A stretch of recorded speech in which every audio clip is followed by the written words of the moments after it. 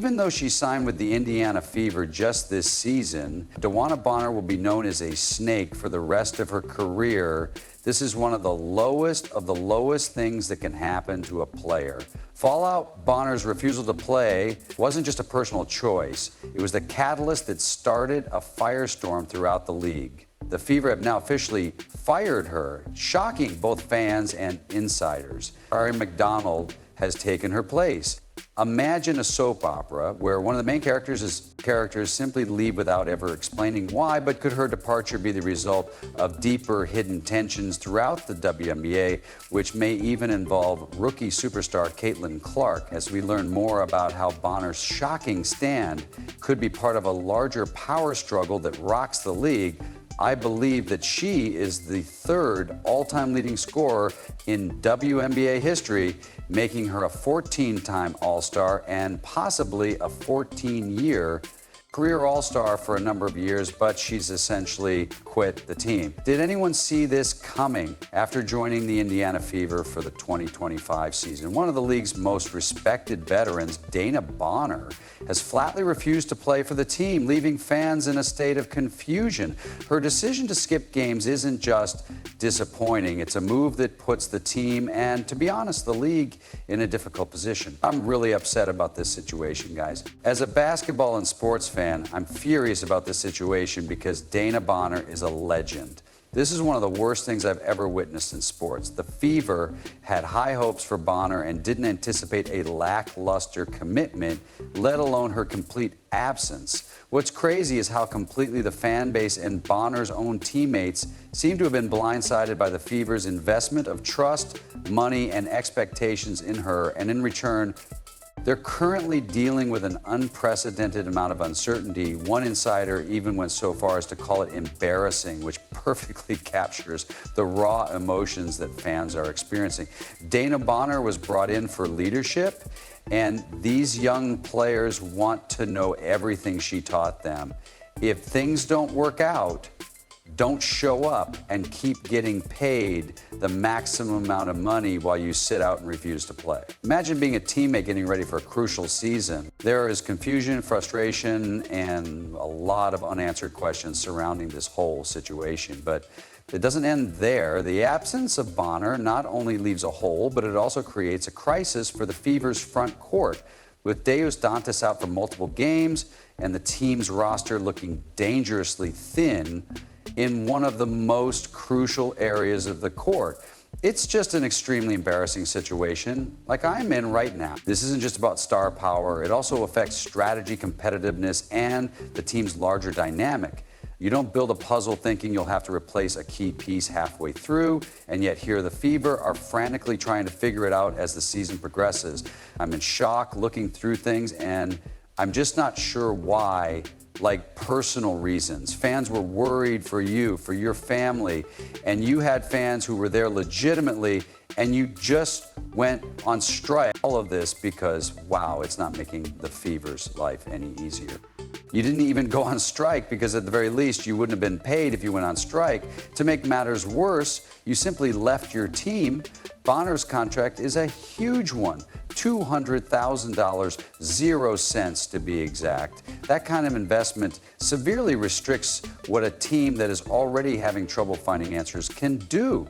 Even if the Fever waived her, they would only free up $133,000, 0 cents, for the rest of the season, which is the Dewanna Bonner has been a legend, and you don't get to where you are in life by simply quitting. I don't understand it. Basically, every move they make feels like choosing between bad and worse at this point. There is hardly enough money to find a meaningful replacement couple, and they've already used valuable cap space on other players, so you're looking at one of the toughest cap situations in the league. Although there has been discussion about Dewanna Bonner's desire to return to Phoenix, where her partner, Alyssa Thomas, plays, is it really that straightforward? That theory may explain her lack of interest in the Fever, but it doesn't address the larger picture. I've never witnessed this happen before, and I've seen players go on strike before, but I've never seen players go on strike and then simply desert their team. Dewanna Bonner's decision may signal broader changes within the WNBA itself.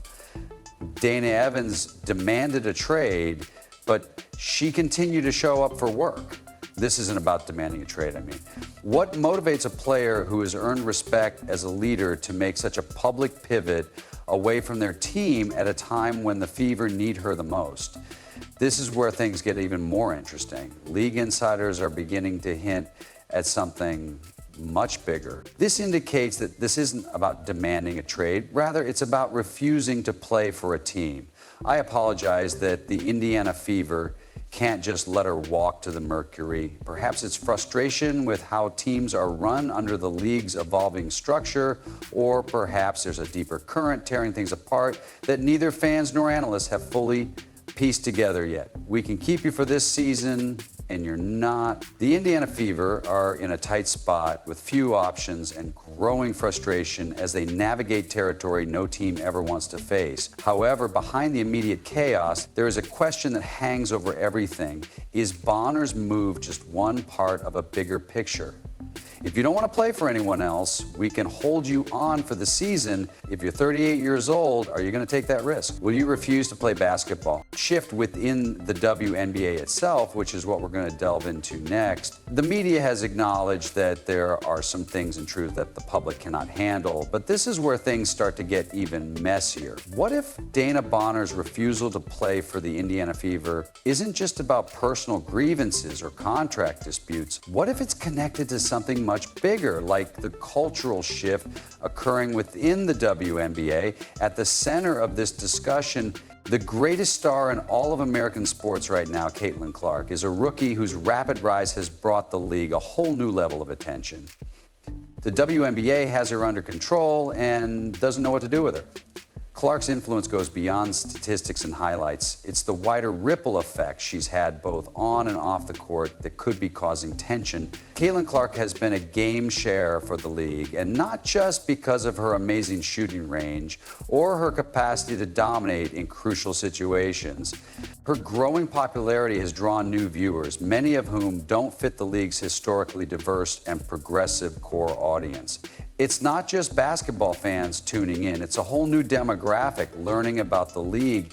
She's brought in a fan base that's noticeably different from what the WNBA has traditionally catered to mentally. She's in this hostile battleground behind enemy lines, and she's from a Catholic upbringing with a boyfriend who has this unique, rare talent. We're about to enter a third of the WNBA season, and the Indiana Fever are a complete mess. You can see how this tension might have intersected with the team's recent struggles. According to some insiders, the team attempted to create what they have called a scheme. Through Clark, that's great for visibility and ticket sales, but it's also caused some friction within the league. Some veteran players feel that this shift disrupts the culture they've worked hard to build. Team around Caitlin Clark by packing the roster with players who could help her improve, but instead of creating unity, it's said that this backfired. The chemistry isn't clicking, and worse, some of the team dynamics are allegedly focused on conflicts that have nothing to do with basketball. The players on the opposing teams are very hostile toward her. They're desperate to compete with her because her talent is so rare. They play dirty tricks against her, physically abusing her.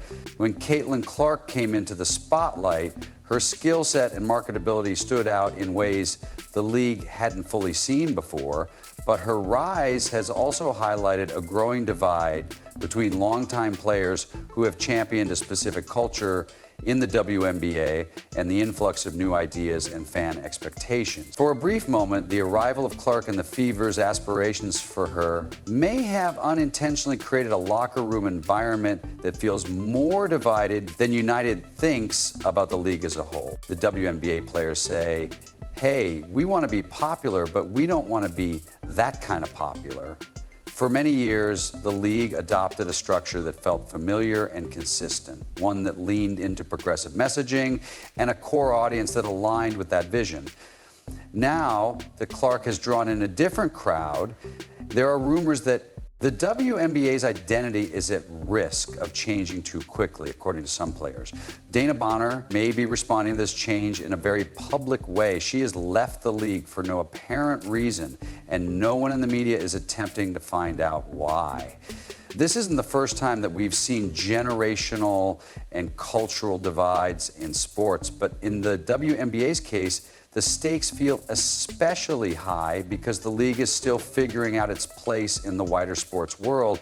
And every move, we will destroy the Ice Princess to save the obscure welfare league that we have grown accustomed to, because moving forward seems tied to larger questions about its identity. Does it embrace a wider appeal, even at the expense of some friction, or does it double down on its roots? The heart of that debate is probably influencing decisions throughout the league, and Bonner's move could be more than just a personal one. It could be a subdued form of protest against changes it doesn't agree with. So here's a question. Was this situation ever set up to succeed? If Bonner really thought that Clark represented a change she couldn't support, or that the Fever's strategy didn't fit with her values, was there any way this partnership could have worked?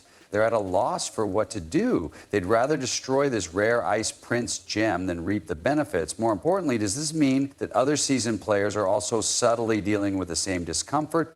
These are issues that go beyond a single player or team. The fallout from all of this could have a significant impact on not only the Fever season, but also the future of the WNBA. However, before we get there, let's examine what these tensions mean for Indiana at the moment. These two worlds cannot coexist, and she took a leave of absence approximately 3 weeks ago. No one knows where she is, what she is doing, or why she left the Indiana Fever, who didn't just sign Dana Bonner to cover for her. Instead, they built a roster around her leadership and experience.